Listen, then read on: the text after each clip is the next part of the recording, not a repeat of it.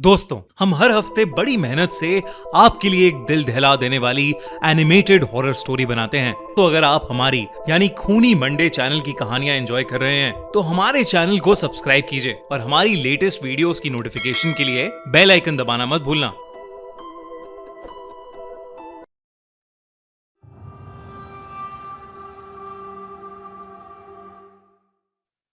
आरफ 14 साल का था।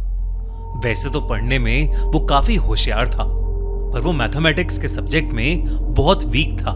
इसलिए वो हर शाम स्कूल के बाद अपनी कॉलोनी के पास वाली एक पुरानी अपार्टमेंट बिल्डिंग के तीसरे फ्लोर पर महेश सर से मैथ्स ट्यूशन पढ़ने जाता था।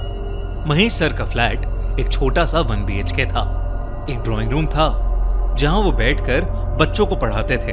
उसके साथ एक छोटी सी किचन थी और एक पतली सी गैलरी जो बेडरूम तक जाती थी। उनकी बिल्डिंग लगभग 30 साल पुरानी थी। दीवारों का पेंट उतर चुका था और सीढ़ियों में हमेशा नमी की बदबू रहती थी। लेकिन महेश सर उस बिल्डिंग के सबसे मशहूर ट्यूशन टीचर थे। लोग कहते थे कि उनके यहां पढ़ने वाला हर बच्चा क्लास में टॉप करता है। महेश सर अकेले रहते थे। उनके बीवी बच्चे नहीं थे। वो हमेशा ही बहुत शांत रहते थे, कभी चिल्लाते नहीं थे, कभी किसी बच्चे पर हाथ नहीं उठाते थे। पर 2 बातें सबको अजीब लगती थी। एक, महेश सर रात के 8:30 बजते ही क्लास ओवर कर देते थे, भले ही वो बीच क्वेश्चन में हो, और वो सब बच्चों को जल्दी जल्दी घर से बाहर निकाल देते थे। और दूसरी अजीब बात ये कि आज तक उनके किसी भी स्टूडेंट या आस पड़ोस वालों ने उनका बेडरूम नहीं देखा था। अगर कोई बच्चा गलती से भी उनके बेडरूम के करीब जाता था तो वो उसे जोर से डांट देते थे। एक शाम क्लास खत्म होने के बाद महेश सर ने आरफ को रोक लिया। उन्होंने कहा कि एग्जाम्स पास आ रहे हैं और उसे थोड़ी एक्स्ट्रा प्रैक्टिस की जरूरत है। उन्होंने आरफ को अगले दिन शाम को 7 बजे आने के लिए कहा। आरफ बहुत खुश था। उसे लगा कि सर उस पर स्पेशल मेहनत करना चाहते हैं।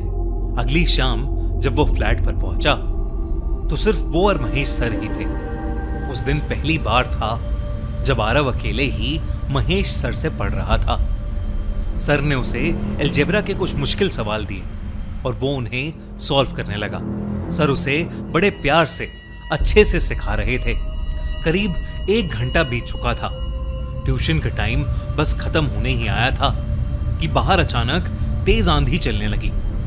कुछ ही मिनट्स में इतनी जोर की बारिश शुरू हो गई कि सामने वाली बिल्डिंग भी मुश्किल से दिख रही थी। तभी महेश सर को आरफ के पापा का फोन आया।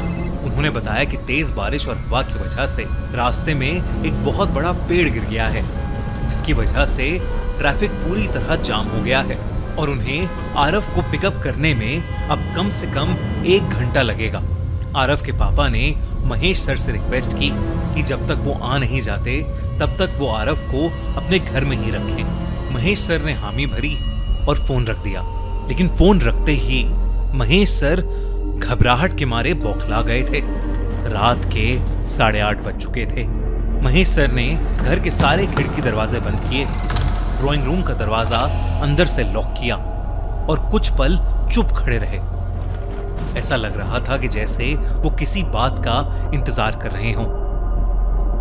फिर वो धीरे से आरफ से बोले, आरफ तुम यहीं ड्राइंग रूम में बैठकर क्वेश्चन सॉल्व करो। मैं कुछ देर बेडरूम में जा रहा हूं और ध्यान से सुनो कि चाहे तुम्हें मेरे बेडरूम से कुछ भी सुनाई दे, किसी भी हाल में मेरे रूम के अंदर मत आना। ये कहकर महेश सर हड़बड़ी में गैलरी से गुजरते हुए बेडरूम में चले गए।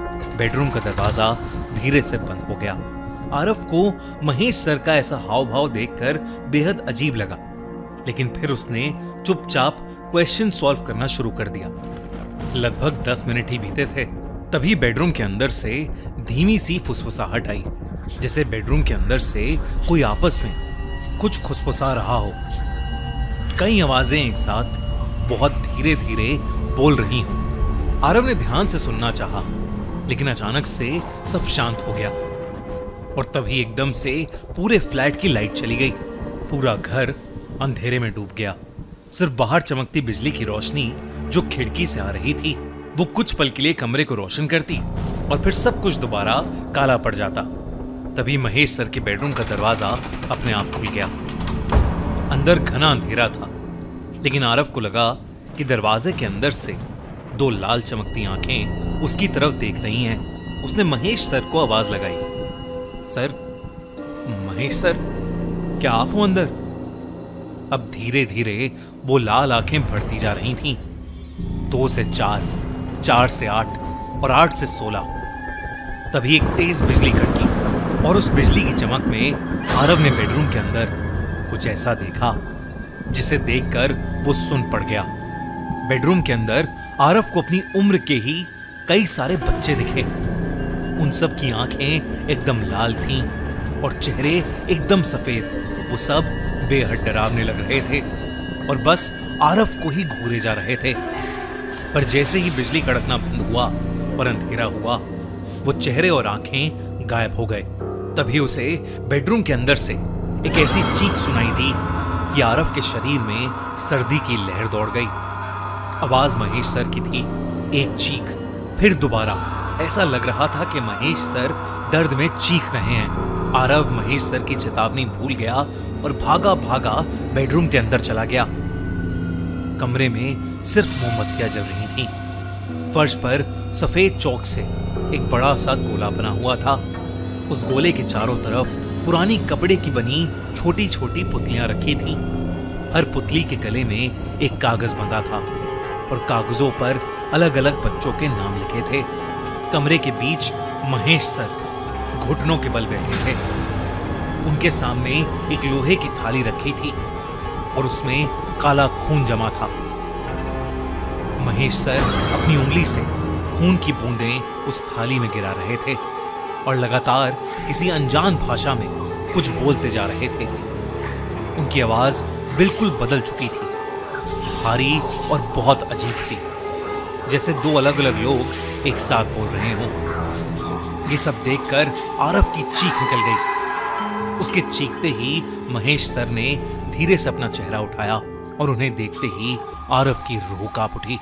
महेश सर का पूरा चेहरा सफेद पड़ चुका था और वो इतना भयानक लग रहा था कि जैसे महेश सर पर किसी आत्मा ने कब्जा कर रखा है। महेश सर ने आरव को गुस्से से देखा और फिर एक अजीब ढंग से हंसने लगे। फिर उन्होंने सामने रखी पुतलियों में से एक पुतली उठाई। उसके गले में जो कागज लटका था उस पर लिखा था आरव। ये देखते ही आरव इतना डर गया कि वो सीधा कमरे से बाहर भागा। महेश सर एक झटके से खड़े हो गए और वो आरव की तरफ आने लगे, लेकिन उनकी चाल किसी इंसान जैसी नहीं थी। ऐसा लग रहा था कि जैसे वो हर कदम किसी और की मर्जी से उठा रहे हों।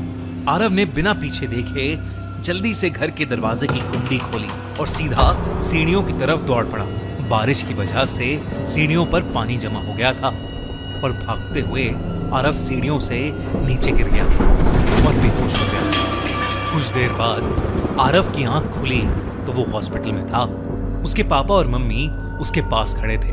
उसने अपने साथ हुआ पूरा किस्सा उन्हें बताया। जब ये सब चेक करने आरव के पेरेंट्स पुलिस के साथ महेश सर के फ्लैट में गए तो फ्लैट का दरवाजा पहले से ही खुला हुआ था। पुलिस सीधा बेडरूम के अंदर गई। पूरा बेडरूम बिल्कुल वैसा ही था जैसा आरव ने बताया था। एक बड़ा सा चौक का गोला और चारों तरफ मोमबत्तियां और पुतलियां। उन पुतलियों में कई सारे बच्चों के नाम लिखे कागज मिले। वो सब नाम करीब 10 साल पहले गायब हुए बच्चों के थे। ये देखकर सब लोग शॉक थे, पर महेश सर का कोई नामो निशान नहीं था। ऑफिसर जब बेडरूम से अटैच्ड बाथरूम में गया, उसकी आंखें फटी की फटी रह गईं। बाथरूम में महेश सर की लाश पड़ी थी। उनके मुंह से झाग निकल रहा था। ऐसा लग रहा था कि जैसे उनको किसी ने जहर से मारा है। वहां एक लेटर भी पड़ा था जो महेश सर की हैंडराइटिंग में था। वो पढ़कर सबके होश उड़ गए। उसमें महेश सर ने लिखा था कि 10 साल पहले उनके ऊपर एक ऐसे इंसान की आत्मा चढ़ गई थी जो मरने से पहले बच्चों का मांस खाता था। रात होते ही वो उनके शरीर को पूरी तरह काबू कर लेता था और उसी शैतान ने 10 साल पहले महेश सर के हाथों से मासूम बच्चों को मरवा डाला था और उन्हें हमेशा हमेशा के लिए अपने काबू में कैद कर लिया था। पर अब उनसे ये सब सहन नहीं हो रहा और ताकि वो किसी और बच्चे को ना मार दें, वो खुद अपने प्राण त्याग रहे हैं। ये लेटर पढ़कर सब लोग हैरान थे और इस इंसिडेंट के बाद इस अजीब से केस को यहीं क्लोज कर दिया गया। लेकिन आरव शायद ही कभी इस केस को, महेश सर को और अपने साथ हुई उस खौफनाक घटना को भुला पाएगा। अगर आपको ये वीडियो अच्छी लगी तो हमारा चैनल खूनी मंडे सब्सक्राइब करना बिल्कुल मत भूलना।